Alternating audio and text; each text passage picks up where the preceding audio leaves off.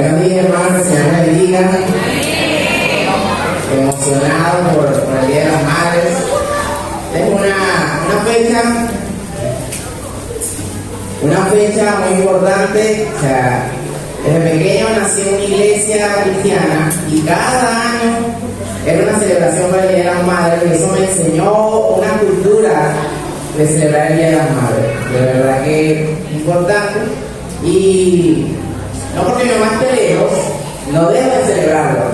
Espero algún día el Señor me premie cuando está con un Día de las Madres, pero bueno, mientras tanto lo sigo celebrando en la distancia.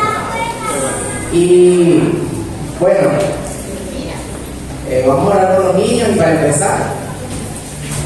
Señor, te doy gracias por este día, gracias porque nos permite celebrar y agasajarnos, Señor, con las mamás en su día, Señor, un día que por X o por Y, Señor, tú has permitido que sea un tiempo para celebrarla, para reconocerle todo el trabajo y sacrificio que han hecho por nosotros. Bendice a cada una de las mamás de la iglesia, Señor, y del mundo, Padre.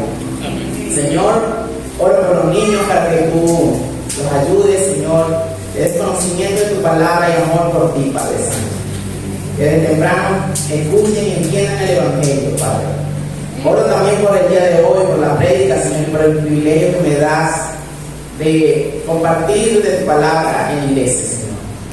Señor, dame sabiduría para expresar cada una de las ideas que tengo, Señor. Dale sabiduría a mis hermanos para que puedan apreciar tu palabra, Señor, para que la puedan digerir. Gracias, Dios, por este día y por este tiempo, Señor. Amén. Amén. Bueno, hermanos, como ya hemos venido en estas últimas semanas, comenzamos a estudiar el libro de Daniel. Y tengo una alerta que hacerles. Hermano, el libro de Daniel cada vez se pone más y más profundo. Lo sencillo era hasta la semana pasada y era profundo. Yo puedo aquí pararme y pensaba y estudiaba acerca de lo que iba a decir, de lo que quería decir, de lo que no debía decir, de qué tan profundo tenía que ir. Y era un reto para mí llegar a un punto donde no fuera tan profundo, o un punto donde fuera no tan profundo y dejar muchas cosas al aire. Y todas estas cosas son importantes. Una es más importante que la otra. Y mientras más indagaba, mientras más investigaba, mientras más estudiaba, decía, oh Señor, ese tremendo reto que tenemos por anunciar, por hablar de esta iglesia. Pero si la iglesia recibe esta enseñanza, si la iglesia está apta para digerir esta cosa, es una iglesia que está fuerte, es una iglesia que está en crecimiento, una iglesia que está buscando la presencia del Señor, buscando agradar al Señor y vive la vida que el Señor le agrada. Y bueno, por más que intenté, y voy a algunas partes voy a ir rápido, porque no quiero tardar tanto. Algunas partes sí voy a tomar un tiempito para desglosar, pero hermano, los invito a releer, buscar estudios bíblicos, comentarios acerca del libro de Daniel, no solo del capítulo 2, sino de todo el libro de Daniel, porque es un reto, pero es algo que nos aqueja como iglesia. Nuestra esperanza, ¿cuál es? ¿Cuál es nuestra esperanza? La venida de Cristo. Si nosotros quitamos de la fórmula la venida de Cristo, ¿qué esperanza tenemos? Ninguna. Y si no tenemos esperanza, nuestra fe es débil. Entonces, hermanos, con esta premura y con esta alerta, yo he leído el libro de Daniel en cantidades de veces. O sea, desde pequeño me contaba en la iglesia la historia de Daniel. La historia de Daniel cuando propuso su corazón contaminarse, la historia de Daniel que puso en los leones, la de los amigos en el horno y la de esto. O sea, no puedo enumerar cuántas veces yo vi esta historia, pero me di cuenta que por mucho tiempo la romanticé. La historia de Daniel era como que, Daniel sí, un joven que, propuso en su corazón, sí, que yo quiero ser ese joven. Pero los retos que enfrentó Daniel fueron tremendos. Daniel fue deportado de su tierra de origen y mudado a una ciudad donde querían cambiar su identidad cultural y su identidad religiosa. Ese era el fin de Daniel estar con los eunucos, cambiarle toda su personalidad y transformarle la imagen como el rey quería que fuera. Ese era Daniel. Pero Daniel vivió bajo convicciones claras y firmes. Siempre tuvo una convicción clara y firme. Él sabía quién era, sabía cuál era su Dios y estaba claro. Pero él siempre vivió bajo amenaza. Siempre fue una amenaza constante. Nunca fue como que, no, ahora soy esta persona, listo, ya, no, ahora no. Era una amenaza tras otra, en todo lo largo de su vida. Y tristemente, Daniel fue llevado por sus verdugos a Babilonia, intentaron cambiar su personalidad, y esto no bastaba, sino que él debía servirle a sus verdugos. Él debía servirle con pleitesía a la gente que le había intentado quitar su identidad. Y yo digo, wow, qué difícil. Y bajo este panorama de Daniel, comenzamos a sumergirnos en el capítulo, desde el versículo 24. Hoy vamos nuestra lectura es un poco extensa, pero la vamos a hacer en partes. Y justamente en la Biblia, en el Reino Valera Contemporánea, estoy leyendo, vamos a dividirla en 3 secciones. La primera sección es del versículo 24 al 30, y dice: después de esto, Daniel fue a hablar a Arioc, a quien el rey había ordenado matar a los sabios de Babilonia. Le dijo: no mates a los sabios, más bien llévame a la presencia del rey, y yo le haré saber la interpretación de su sueño. Enseguida, Arioc llevó a Daniel ante el rey y le dijo: entre los deportados de Judá he encontrado un hombre que dirá a su majestad lo que su sueño significa. Entonces el rey se dirigió a Daniel, al cual llamaban Belsasar, y le dijo: ¿Tú puedes decirme lo que fue lo que soñé y lo que el sueño significa? Y Daniel respondió al rey: el misterio que su majestad pide conocer, ni sabios, ni astrólogos, ni magos, ni adivinos podrán revelárselo. Pero es el Dios de los cielos el cual revela los misterios, y él es quien hace saber a su majestad, el rey Nabucodonosor, lo que sucederá en los últimos días. Esto es lo que su majestad soñó, y estas son las visiones que tuvo en su lecho. Mientras su majestad estaba acostada, se puso a pensar en lo que sucederá, y el que revela los misterios le mostró lo que está por acontecer. Este misterio me ha sido revelado, no porque en mí haya sabiduría, no es porque en mí haya más sabiduría que en todos los seres vivientes, sino para que yo haga saber a su majestad lo que el sueño significa, y para que su majestad entienda los pensamientos que tenía. De verdad nos hablaba que esta semana vamos a conocer un sueño, y esta es la premura o la antesala a lo que viene el sueño. No era fácil presentarse delante del rey.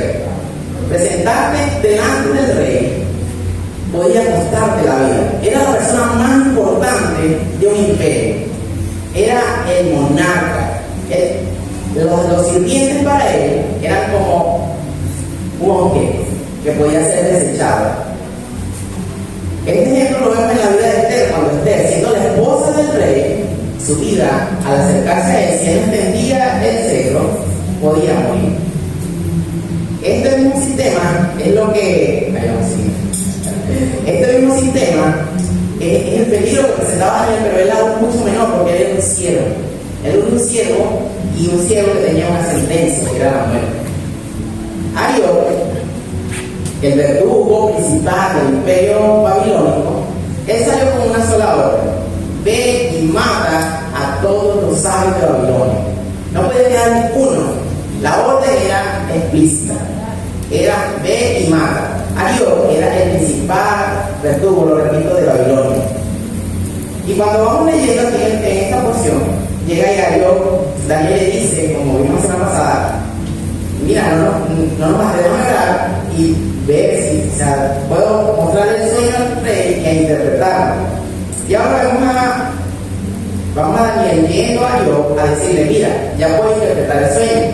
Y luego Arioc va delante del rey, y algo peculiar que hace Arioc es que él dice: entre los deportados de Babilonia, de Judá, he encontrado a Arioc queriendo congraciarse con el rey, queriendo ser premiado por el rey, buscando honor entre el rey. Tome y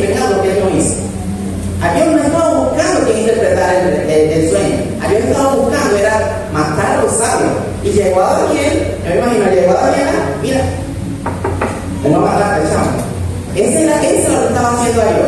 Pero Ariel, por querer ser más grande, por querer honor, él decide, él se da las atribuciones. Pero vemos el contraste de Daniel, justamente cuando Daniel empieza a hablar con el rey, después que el rey le hace la pregunta. Yo me imagino que esta pregunta no era una pregunta de duda, sino como que, wow, ¿puedes que me puedes revelar el sueño y la interpretación? Y Daniel comienza hablando de una manera muy sencilla.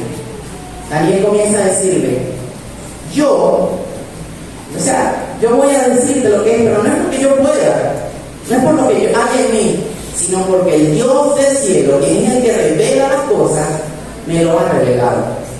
Daniel comienza glorificando y magnificando el nombre de Dios. Él no comienza hablando, mira rey, el sueño es este. No, Daniel primero comienza glorificando y exaltando el nombre del Señor, y luego que hace esto es que él va y comienza a relatar el sueño, comienza a hablar de sus obras, magnifica a Dios y luego habla de sus obras.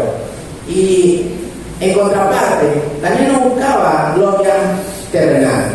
Daniel, un siervo del Señor, que pudiendo tomar mérito,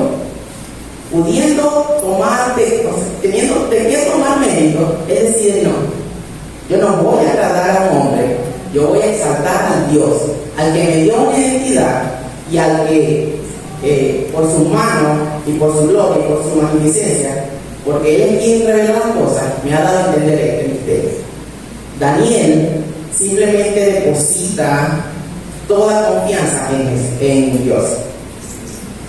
Y algo peculiar también es que él tiene un corazón demasiado bondadoso. ¿Cuáles eran los sabios que debían ser matados? Todos. Y en ese estaban los caldeos, astrólogos, hechiceros, todo eso. ¿Y eso qué representaba para Daniel? Ellos eran enemigos de Daniel. Ellos eran enemigos de los judíos. Y eso lo vamos a ver más adelante.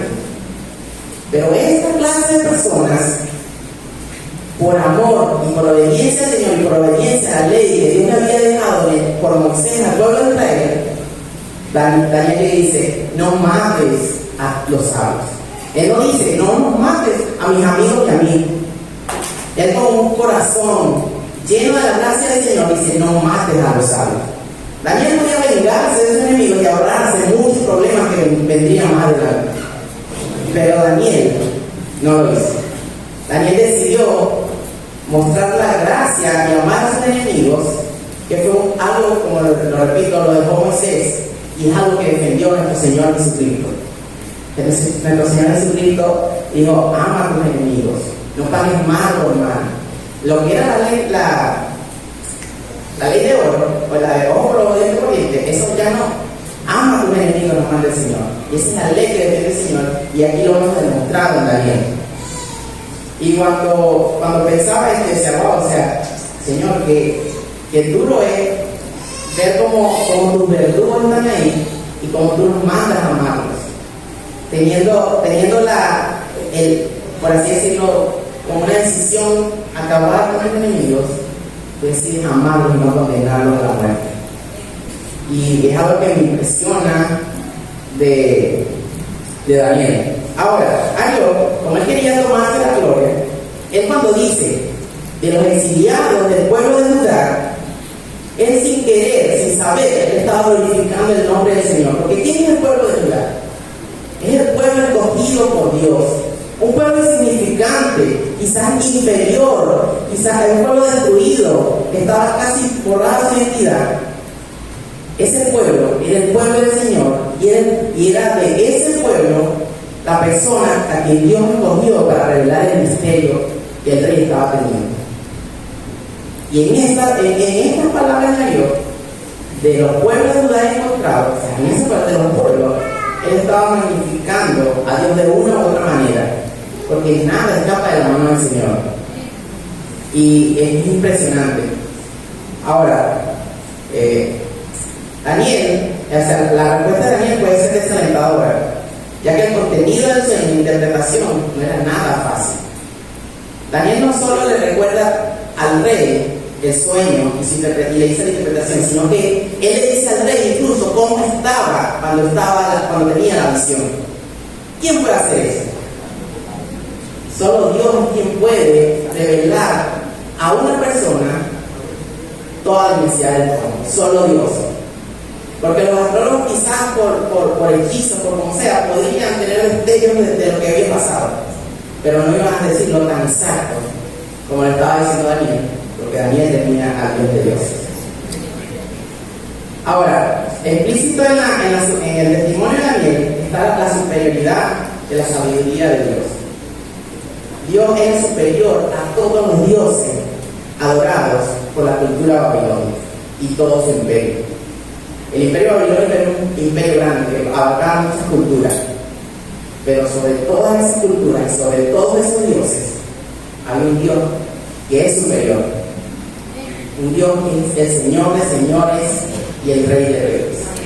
Y ese Dios del cielo es el que le revela a Daniel y también muestra la inferioridad del ser humano en sus hazañas de querer hacer proezas, de querer buscar artes místicas para agradar a los hombres. Esas artes místicas, llámese como se llamen, son nada comparado a la gloria del Señor. Y seguimos en este relato del libro de Daniel. Y algo impresionante es que no hay ningún Dios en la tierra, no hay ningún Dios en la tierra creado por mano humana que no pueda ser manipulado.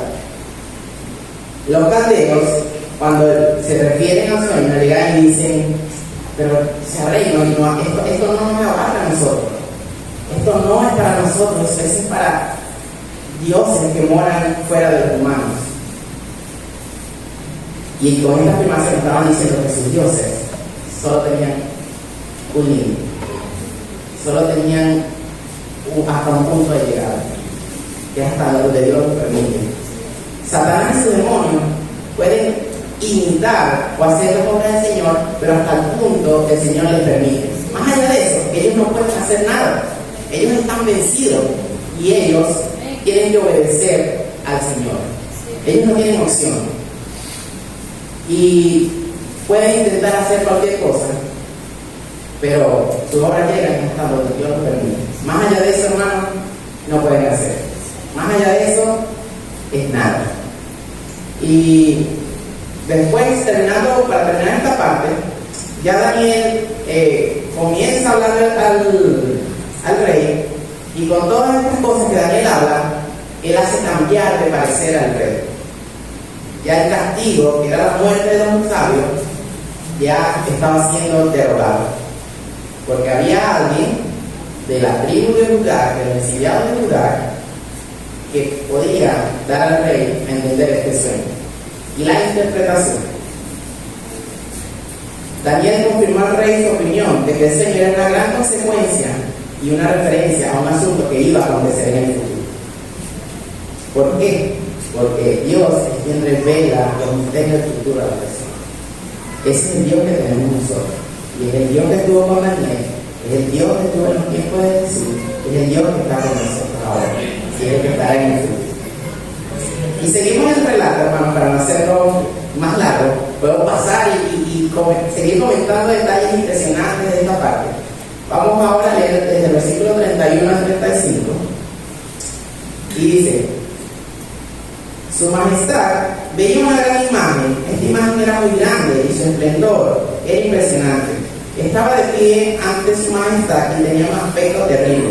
La cabeza de esta imagen era de oro fino. Su pecho y sus brazos eran de plata, y su vientre y sus muslos de bronce.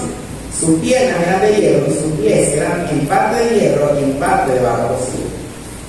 Mientras su majestad miraba, una enorme piedra que nadie cortó se desprendió de un monte y golpeó los pies de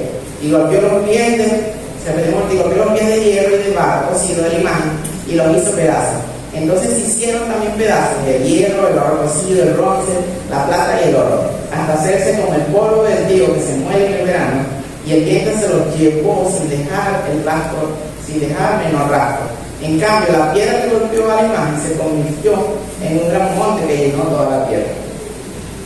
El sueño, a simple vista, no es para nada sencillo. Nosotros hoy en día tenemos la ventaja de que ya está el sueño acá y está la interpretación también. Y aún así es un desafío para nosotros poder sumergirnos en esto y no caer en trivialidad. Nabucodonosor, yo me imaginaba cómo estaría Nabucodonosor abrumado por esta situación. Es un sueño, o sea, yo intento imaginármelo y no puedo imaginarme una estatua, una broma, una montaña, una piedra, no sé qué más, son demasiado figuras. Y este sueño abrumaba a Nabucodonosor.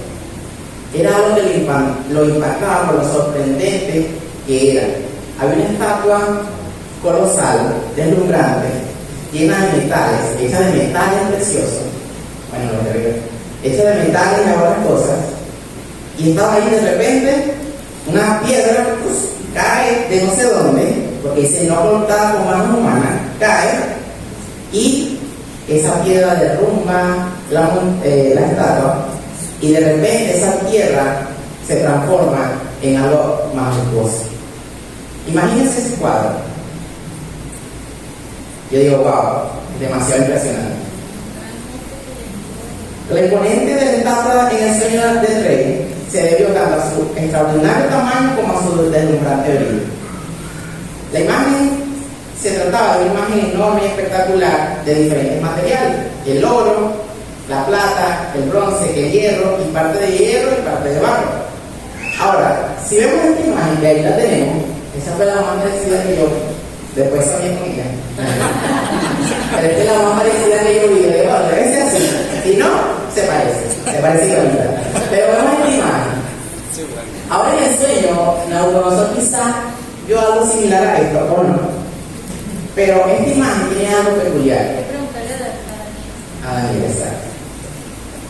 Pero esta imagen tiene algo peculiar, que su lugar de valor va decreciendo. Empieza en oro, baja a plata, después baja aún más a bronce, después a hierro y termina con hierro mezclado con barro. Esto solo significa una cosa: la grandeza de esta estatua y cómo está formada representa la decadencia del poder mundial. Y si nos podemos ver en la historia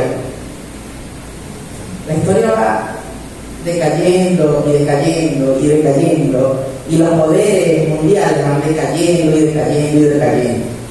La estatua comienza con un metal honroso, un metal precioso desde todos los tiempos, y aún es precioso, es costoso. Empieza con el oro, luego va y cae a la plata, algo de menor valor, que aún tiene algo de valor, pero no vale igual que el oro. Después viene el bronce. El bronce ya es bronce. Y si vamos al hierro, el chatarrero contra hierro. Y termina en el polvo, en la tierra, en la arcilla. Y eso es algo impresionante. O sea, me pongo a pensar en este estatua, cómo va decreciendo, y solo tiene eso, y lo repito, es el poder mundial que va decreciendo y va a seguir decreciendo. Y es fuerte uno pensar, a mí como joven todavía, pienso y digo, wow, yo no puedo esperar que las cosas mejoren aunque yo quiera, aunque me frustre, aunque me canse, yo no puedo esperar que las cosas mejoren, porque el poder mundial va a ir decayendo, va a ir decayendo de valor espiritual, moral, y eso se va a acabar cuando la roca caiga. No vamos a entrar en detalles sobre la roca todavía, porque todavía hay que la cortar, pero es lo que nos vamos a esperar. Así como vemos toda esta interpretación, este mundo es corruptible y su sistema de gobierno, todos los sistemas de gobierno van a ser vencidos por la roca, y esa es la esperanza que nosotros debemos apuntar. Ahora, la imagen a su vez representa muchas divisiones. Solo la cabeza representa un todo en sí. Solo la cabeza es la única parte completa del cuerpo que es de un solo material, que es el oro. Las demás partes ya representan en sí divisiones. Tenemos la segunda parte, después de la cabeza, que es los brazos y el pecho, y ya los dos brazos ya van a puntas diferentes. Un brazo va a un lado, el otro brazo va al otro lado. Ya representa una visión. Después tenemos el vientre y los muslos, que cada muslo va hacia un lado y al otro lado. Ahí hay otra división. Y por último, tenemos el hierro, que ya no se une en sí. Un hierro está en una pierna y el otro hierro está en la otra pierna. Y aún más, seguimos bajando y vemos a un hierro mezclado con barro que está dividido en hierros. Ese es el sistema de gobierno. Aun cuando queramos mezclarlo, queramos hacer esto, ya hay división. Ya cada pieza se va dividiendo y va marcando divisiones más afincadas. Y la estatua podemos seguir hablando de ella, de lo impresionante que era, de los materiales que era, pero no vamos a demorar ahí más. Esta estatua era espectacular, era impresionante, aunque era de una manera extraña. En vez de comenzar en el oro, en el barro mezclado con hierro, y subir como a una mejor sociedad, a un mejor poder social, político, cultural y religioso, la imagen va decreciendo en valor. En vez de ser el hombre, nace del barro y del hierro, luego crece y va al hierro, y luego al bronce, y luego al oro, a la plata y al oro. No, va decreciendo. Y a veces ese decrecimiento, nosotros como humanos lo disfrazamos de avances tecnológicos, avances religiosos, avances sociales, pero disfrazamos la decadencia con falsos avances. Y eso es lo que nos venden hoy en día. Un avance, vamos evolucionando, vamos a esto, vamos a inclusión, vamos a lo otro, pero eso simplemente representa el crecimiento de la sociedad, de los poderes del mundo. Y al final, esta estatua, esta escultura colosal es destruida. Es destruida por una piedra que no fue hecha con manos, no fue cortada con manos. Y lo que quedó de esta estatua, lo que quedó de esto, fue arrastrado como paja inservible. Mientras que la piedra se convirtió en un gran monte y llenó toda la tierra. Aún no les voy a decir quién es esta piedra, pero yo creo que ya sabemos. Pero esta piedra hizo esto. Y en el verano, Luis debe saber bastante de eso, porque lo vio. O sea, la paja es nada. Es llevado por la brisa, viene, se prende candela, se va el hollín, y eso es algo que uno sufre, uno se afecta por eso, porque el hollín contamina, la paja. ¿Qué hacemos con la paja? ¿Qué hacemos con la paja? No sé. Pero así es. Y así va a pasar con esta estatua. Ahora seguimos leyendo. Vamos del versículo 36 al 45, hermano. Ya vamos casi terminando. Y dice: entonces se hicieron también pedazos el hierro, el barro cocido, el bronce y la plata y el oro, hasta hacerse como el polvo del trigo. El trigo. Y el trigo se halló en verano, el viento se lo llevó sin dejar rastro. En cambio, la piedra golpeó la imagen, se convirtió en un gran monte que se llenó toda la tierra. Este es el sueño, pero también haremos saber a su majestad la interpretación del mismo. Su majestad es el rey de reyes, porque el Dios del cielo le ha dado el reino, el poder, la fuerza y la majestad. Dios ha puesto en sus manos a su majestad bestias del campo y a las aves del cielo, con lo que ha dado a su majestad el dominio sobre todas las cosas en todo lugar habitado. Su majestad es la cabeza de oro, pero después de su majestad surgirá otro reino inferior al de su majestad, y un tercer reino de bronce, el cual dominará sobre toda la tierra. El cuarto reino será fuerte como el hierro, y como tal desmenuzará y romperá todas las cosas.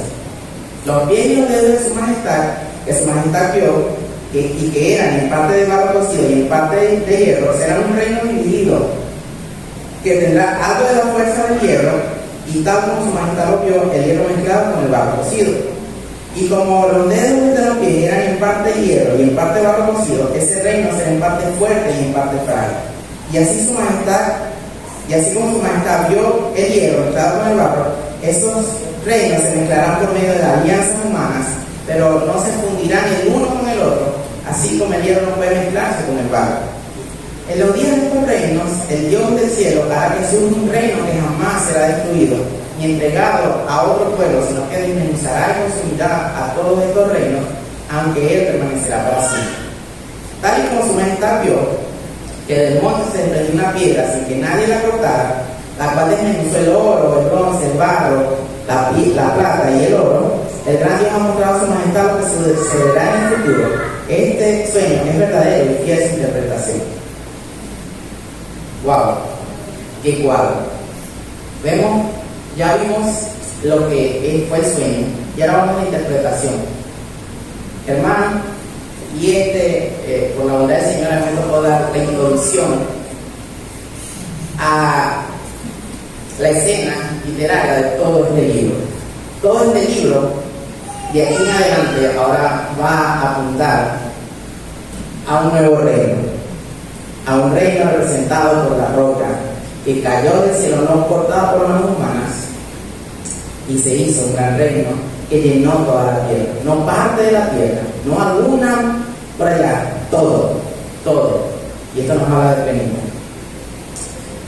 Ahora, la audiencia de Daniel en ese tiempo era el pueblo judío. El pueblo judío había sido desterrado de Judá por su desobediencia.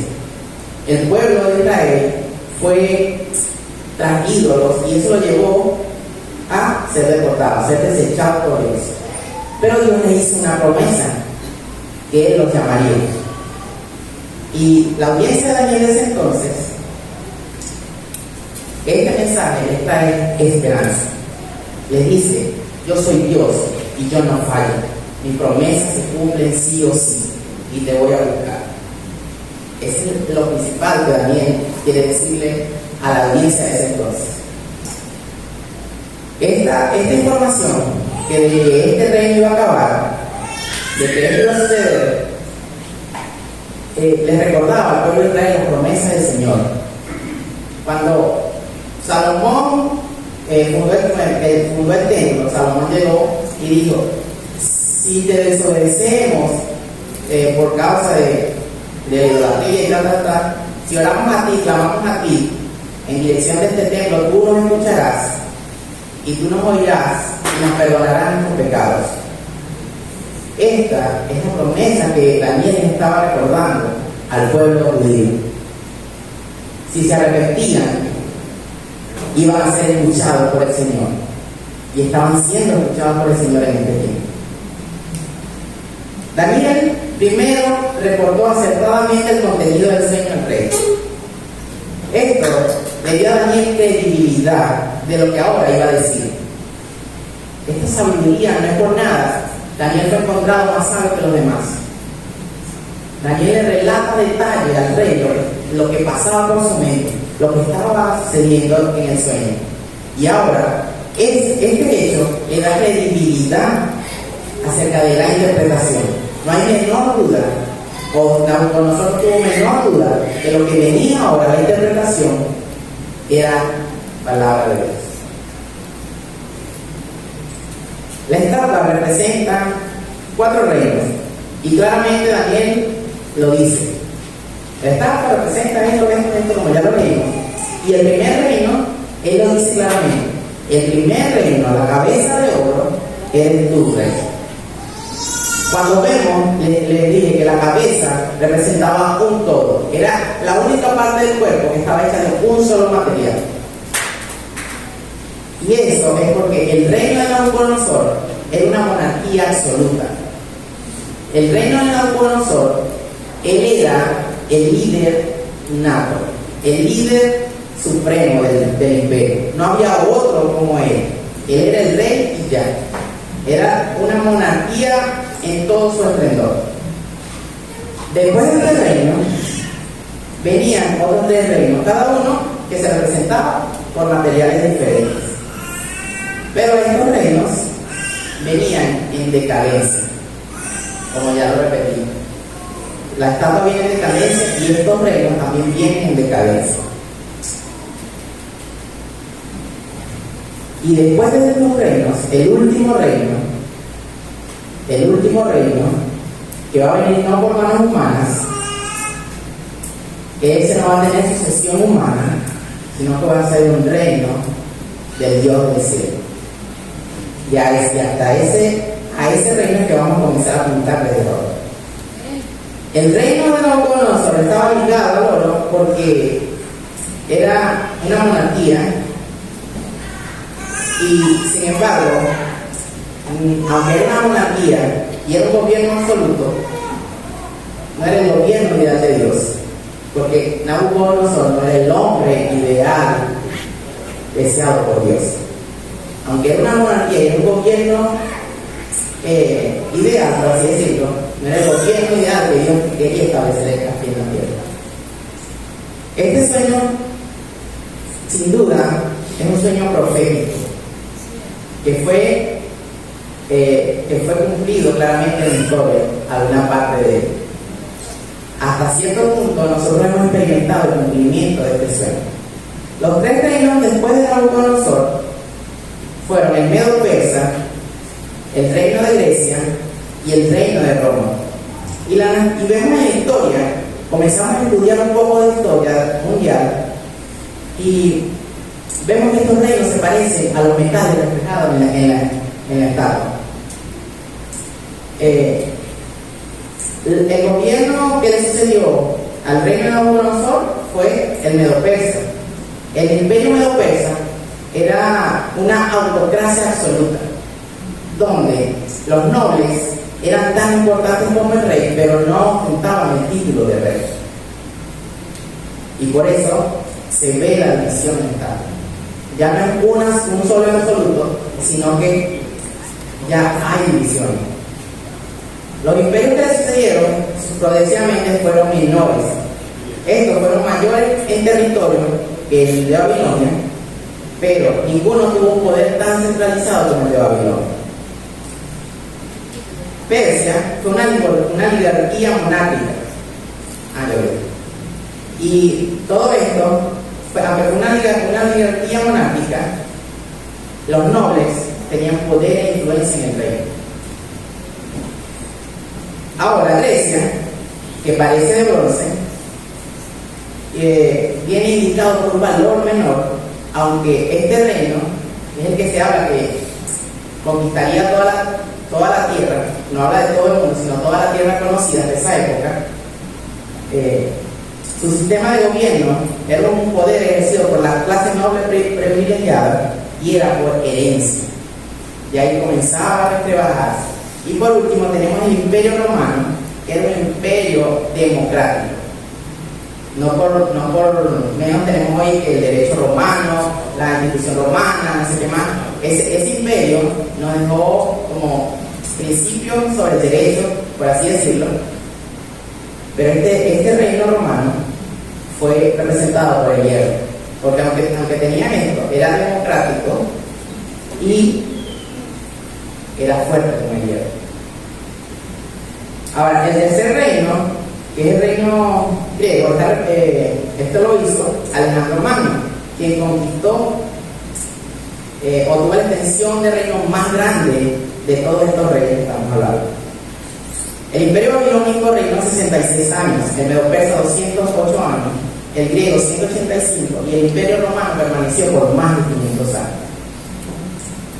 Ahora, en los días de estos reyes, el Dios del cielo levantará un reino que no será jamás destruido. Y esto simplemente describe el cumplimiento de esta profecía en el futuro.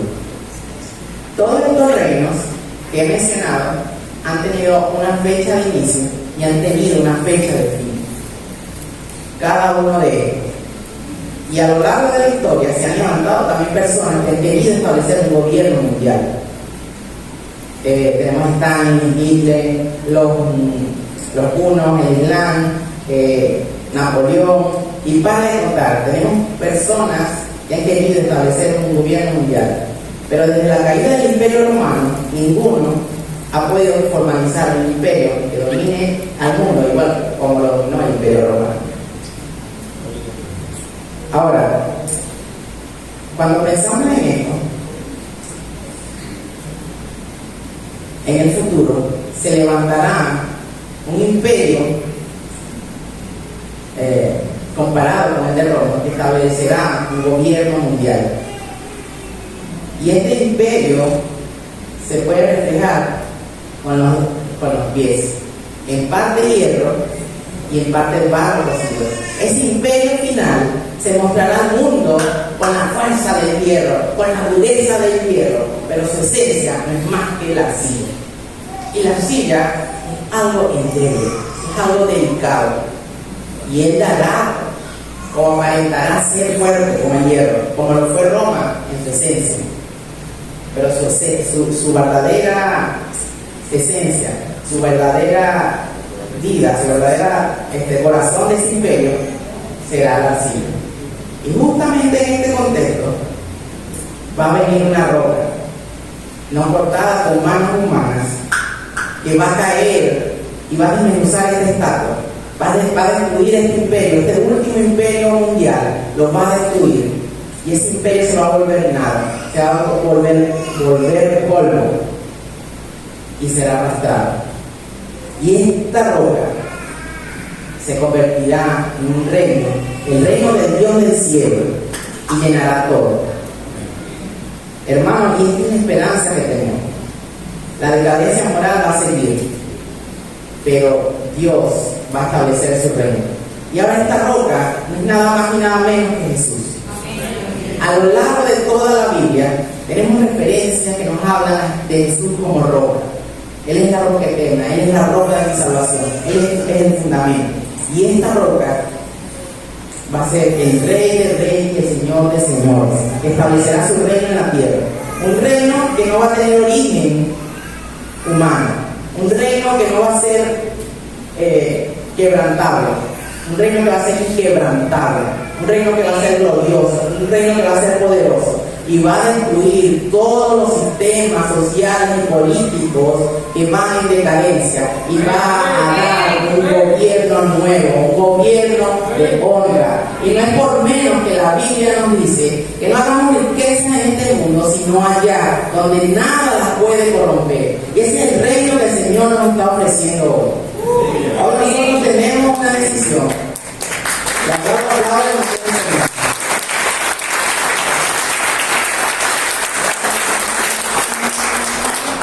Hoy nosotros tenemos este reino. Los que hemos decidido seguir al Señor, tenemos que procurar vivir la vida de Cristo en nosotros. Que nuestra vida refleje a Cristo. Porque ese es el único camino, el único pasaporte que nos va a dar la entrada al reino glorioso del Señor. Ahora, si tú no conoces al Señor, lastimosamente, y es doloroso, y por estas causas que siento dolor por las almas perdidas, por estas causas que yo anuncio el Evangelio del Señor, porque si tú no tienes a Cristo, tu destino es ser pulverizado y ser desechado para siempre. Y por eso es que el Señor nos hace la invitación hoy. La Biblia nos dice que si confesar con tu corazón y creyeres, que si confesar con tu boca y creyeres con tu corazón que Jesucristo, Dios nos levantó de los muertos, serás salvo. Y esa es la opción que tenemos para ti, señores, que no conozca al Señor. Y eso te va a librar de ser pulverizado. Y esto suena cruel, y a veces nos da miedo decirlo, pero hay que decirlo. Y eso es lo que Daniel nos está diciendo acá. Nosotros tenemos una decisión. Esto no puedo venir a imponer mi idea, no puedo venir a sugestionarte a que tomes una decisión, porque esto es personal, tú con Dios. Y al final Daniel dice, y el sueño es verdadero y fiel su interpretación. Daniel no adivinó ni analizó nada. Dios es quien le reveló todo esto a Daniel. Dios es quién. Y al final, hermanos, vemos a un rey soberano, que para él el mundo era un objeto, humillado delante de Daniel, no por lo que Daniel haya hecho, sino porque el Dios del cielo, el Dios de Daniel, le reveló el misterio a Daniel, porque Él revela las cosas a quien Él quiere, cuando Él quiere y como Él quiere. Y ese Dios, que su palabra es fiel, y que su palabra se cumple, como hemos visto que se cumplieron en los reinos anteriores, es el que cumplirá la última palabra de que es que establecerá un reino, un imperio en esta tierra. Hermanos, y de esto se trata el libro de Daniel, del capítulo 2, y sigue adelante. Si hay alguien aquí que quiera librarse de ser pulverizado, y lo digo así porque será muy bonito decirlo, si quiere ir a congregaciones, pero si hay alguien que quiera evitar ser pulverizado, puede hacer una oración y decirle: Señor, líbrame de ser pulverizado. La oración viene del corazón. No puedo decirte que hay una forma correcta de hacerlo, no hay una manera correcta, pero Dios escucha un corazón sincero y humillado que quiere ser liberado del castigo eterno. Hermanos, y este es el preámbulo para lo que viene. Estudie Daniel, métase con Dios, pídale sabiduría al Señor, búsquelo y lo hallará. Señor Jesús, te doy gracias porque, Padre, este libro es profundo, pero tú nos das el privilegio de escucharlo, de meditarlo, de estudiarlo. Padre Santo, Señor, y tu promesa última es que tú vas a venir y vas a establecer un reino que no es corrompido, Señor Jesús. Un reino que es puro en su esencia. Un reino que va a llenar todo, no va a llenar una parte, sino que va a llenar todo, Señor. Un reino pleno, Padre Santo. Señor, yo quiero ser parte de ese reino, Señor Jesús. Por eso te pido que me ayudes a vivir tu vida en mí, Señor. No es fácil, pero Padre, yo quiero agradarte y quiero ser y quiero pertenecer a ese reino, Señor, Dios glorioso. Padre, oro por los que no te conocen, Señor, que no están viendo o que están acá, Señor Jesús, para que tú te les reveles, Señor, para que nos convenzan de justicia, de pecado y de juicio, Señor, y que ellos puedan celebrar con nosotros en este reino glorioso. Mi Dios, Señor, escucha la oración si alguien quiera conocerte, Padre, y trae salvación a su vida. En el nombre tuyo, Señor Jesús. Amén. Si alguien quiere hacer una oración,